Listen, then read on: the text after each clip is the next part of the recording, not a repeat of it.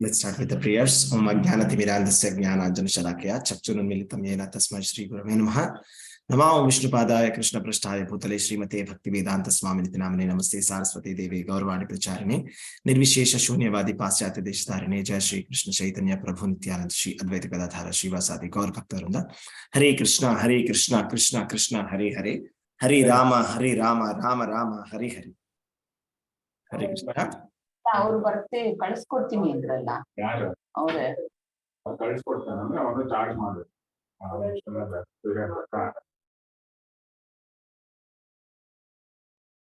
So today we are doing the verse number 18. So verse number 18 goes like this. Udara sarva evaite jnani tvatmaiva me matam astitassahi yuktatma mamivanuttamam gatim. Udara sarva evaite jnani tvatmaiva me matam astitassahi yuktatma mamivanuttamam gatim. Translation by His Divine Grace, A.C. Bhaktivedanta Swami Srila Prabhupada ki jai. All these devotees are undoubtedly magnanimous souls, but he who is situated in knowledge of me, I consider to be just like my own self. Being situated in my transcendental service, he is sure to attain me, the highest and the most perfect goal. So, we have seen that there are 4 types of people who surrender to God, right? These 4 types of people have been explained. Chaturvija bhajante imam janana sukritinorjana artho artharthi jignasi jnani cha bharatarsha. That is the distressed, the desirer of the well, the inquisitive, and he who is searching for the knowledge of the absolute. They all surrender unto Krishna, right? But among these people, Lord Krishna is saying, the one who is in knowledge, right, is very dear to Krishna. But one interesting point to note is that Krishna is saying that anybody who surrenders to Krishna is actually dear to him. And not only dear to him, he's saying that they are also magnanimous souls. So sometimes, people criticize that, there is somebody, who is going to Tirupati for the sake of some kind of material exchange with the Lord, or sometimes they say that they are going to God for they have done some mistakes and they are going to God to cover it up or something like that, right? They accuse of some people, but Krishna is saying anybody who comes to me is magnanimous. That is very interesting. So that is the best part, because Krishna is the absolute truth. And anybody who comes to Krishna is named as Sukritino. Sukritino means very pious.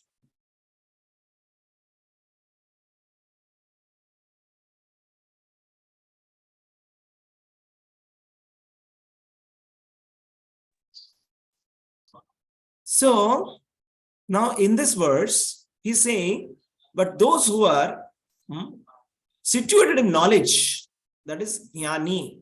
Jnani means situated in knowledge. Situated in knowledge means we should understand this is not that kind of jnani that we think.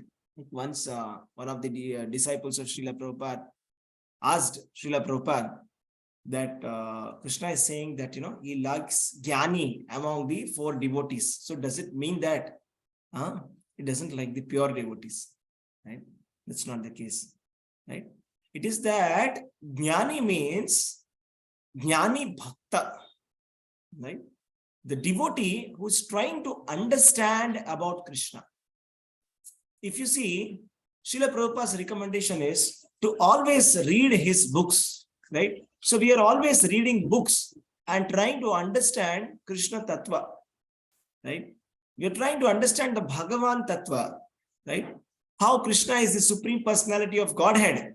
That we are trying to understand by reading Bhagavad Gita and Srimad Bhagavatam. And these are literatures which are directly connected with Krishna, directly connected with God. So this jnana is not same as the monistic knowledge like many people seem to think. Monistic knowledge is that knowledge which is devoid of conception of a personal God. But This jnana or the jnani bhakta is always trying to understand about the science of Krishna. So why should we understand the science of Krishna? Is unless we understand who a person is, how can we love him? See, it's like this. I want to fall in love with somebody and I don't know anything about that person. It is not possible that I can love him or I can serve him at all. It will be like kind of a blind kind of a thing. And it won't last for long. It's not. Srila Prabhupada used to say, our chanting must not be like a parrot. Just like the parrot is chanting, Hare Krishna, Hare Krishna, Hare Krishna. Then, but if you hold its neck, it will say, care, it will cry, it will stop chanting immediately as soon as, you hold the neck of the parrot, which is chanting Hare Krishna. So, without the knowledge of Krishna, our Krishna conscious practice will be like that. So, we'll be chanting very nicely, Hare Krishna, Sunday, we are coming, taking prasadam, fine. But as soon as there is a difficulty, the chanting will all come to a halt. That is because we did not gain the knowledge of Krishna. We did not understand who is Krishna. Actually, it is very difficult to understand who is Krishna, right? Because Krishna himself is declaring in Bhagavad Gita that nobody can know me. I know everybody. But if Krishna himself is saying nobody can know him, then why are we putting that knowledge to know about Krishna? We are putting that efforts to know about Krishna, to know this knowledge, because it satisfies Krishna. And to some extent we will know him by the mercy of the Guru, by the mercy of the senior Vaishnavas. We can understand to some extent. That is why in Srimad Bhagavatam, when questioned by Shukadeva, when questioned by the Shaunaka Rishis, right? Shaunaka Rishi, Suta Goswami says that I will explain your question. I will talk about Krishna, but only to the extent that I know. Just like a bird can fly only to the extent of its strength. There are some birds which can fly to certain height, 100 meters only. There are some birds which can fly up to thousands of feet, right? And there are some birds which can go very, very high and they are flying at a very great altitude. So it depends upon the capacity of that bird, right? So just like that, to understand Krishna also, the different levels of capacity is there. Different devotees realize Krishna up to a different mark. But to our good fortune, we don't have to do any kind of research. So it's a top-down approach or bottom-up approach that we are following. It's a top-down approach. That means it is a Shruti Parampara. Shruti Parampara means hearing. The hearing from the authorities. The authorities have already concluded on the absolute truth, and they have written volumes of books, supporting that conclusion. All we have to do is we have to read the books and understand.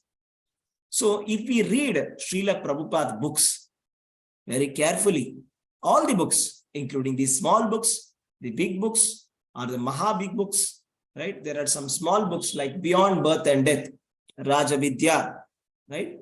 Matchless Gifts, On the Way to Krishna. Like this, wonderful books are there. And there are medium-sized books like the Science of Self-Realization, right?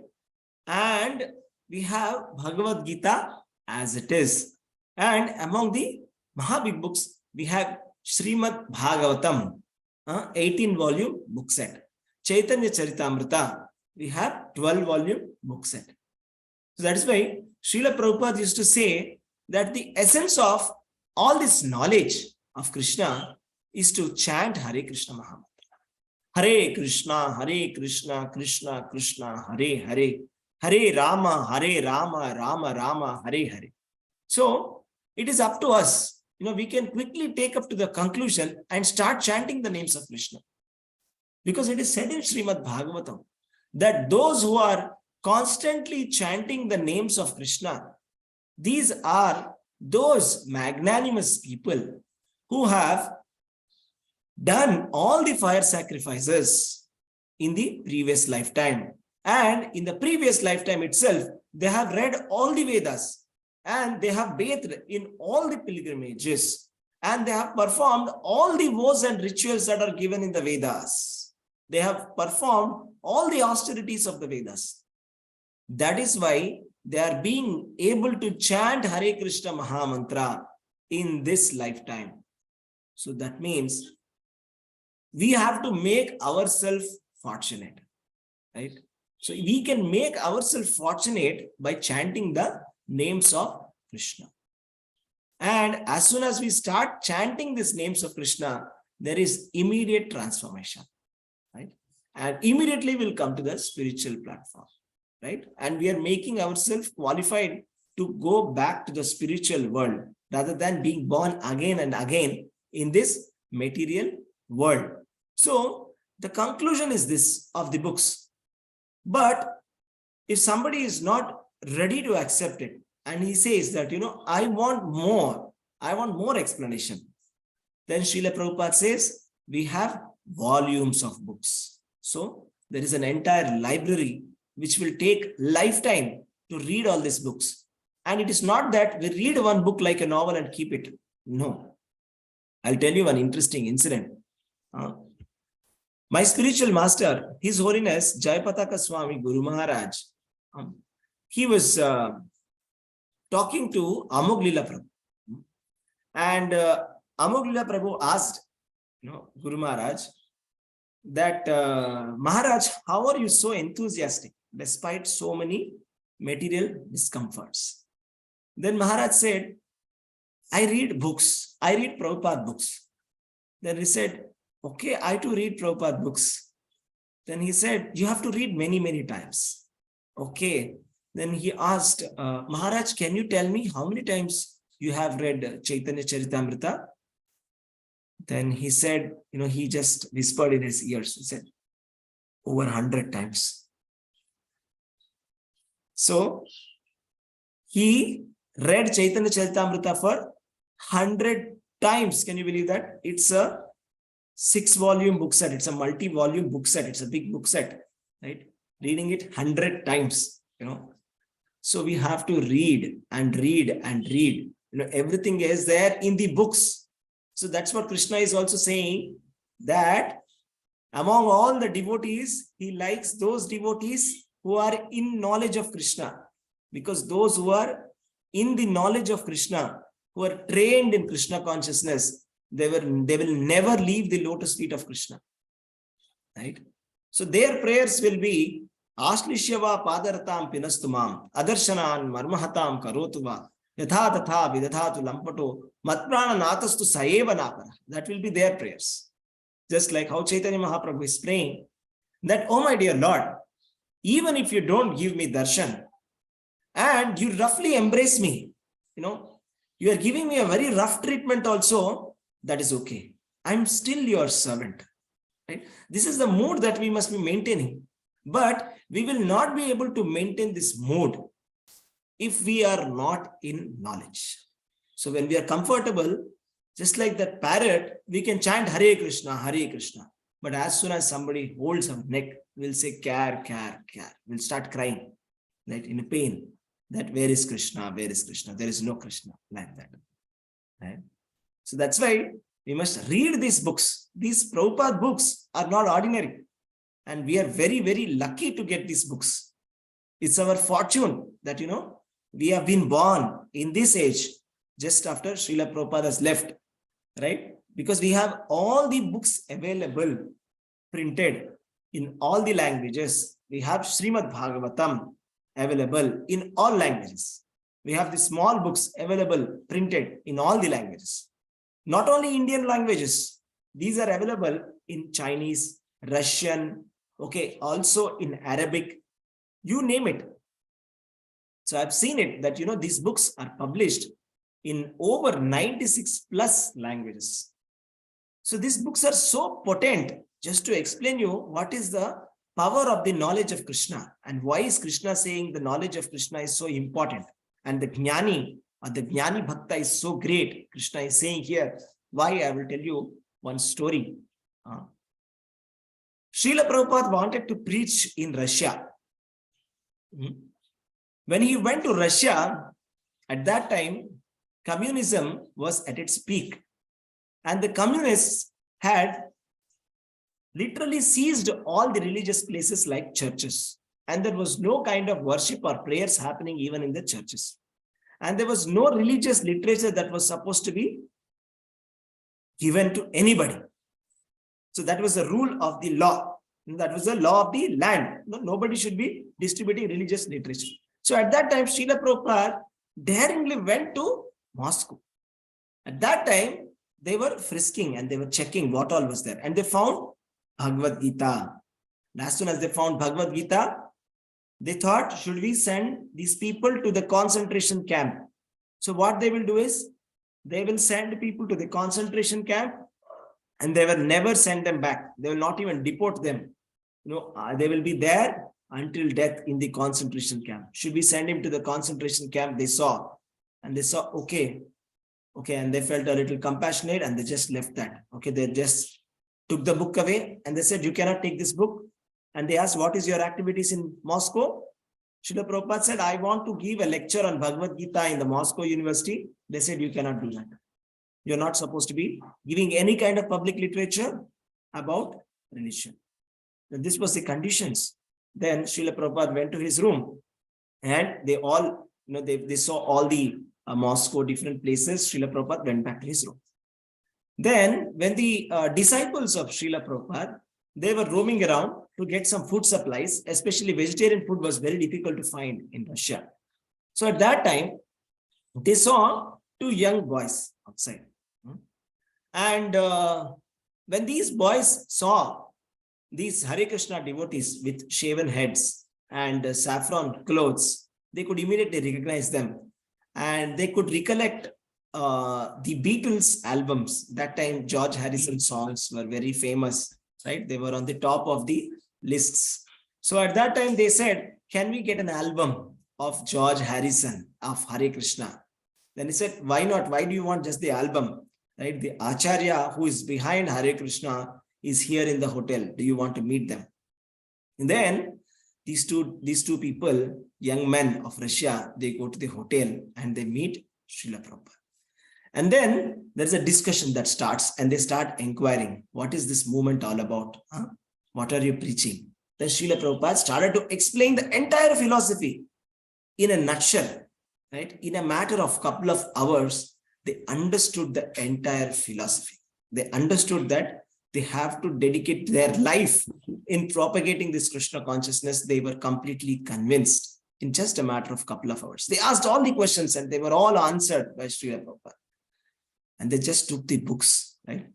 One of them was Ananta Shanti Prabhuji. And they took the books and they started distributing at a great risk. And wherever they distributed these books, people read it. They were loving the books. Anybody who read it, it made so much sense. Just try to imagine, this is not in India. They have no idea about Krishna, no idea about Sanatana Dharma, but they are reading Prabhupada books and they are feeling that, this is the thing. Yes, this is the absolute truth. This is perfect. Krishna is the Supreme Personality of Godhead. By reading a small book, they are able to understand. By reading Bhagavad Gita, they were able to understand. And it was banned completely. They were not even allowed to print it also. So, but still, they used to take a great risk and they used to print it illegally, make photocopies, and then they used to distribute it in the public. And many times they used to get arrested and they used to be beaten by the police, right? But still they used to go and they used to distribute. And whoever took the books, they used to immediately, they could understand that this book is telling the absolute truth. That is the potential of Srila Prabhupada books. And now, today in Russia, you know how many devotees are there? There are thousands and thousands and thousands of devotees all over Russia, all over Ukraine. And it all started with just Srila Prabhupada coming to there and explaining to two young men. That's all. And it started from Srila Prabhupada book distribution. Right? So we are right now in December. And this is called as the marathon month. And Srila Prabhupada wanted that his literature must be widely distributed all over the world. And he always used to ask scores of books. Tell me, how many books did you distribute?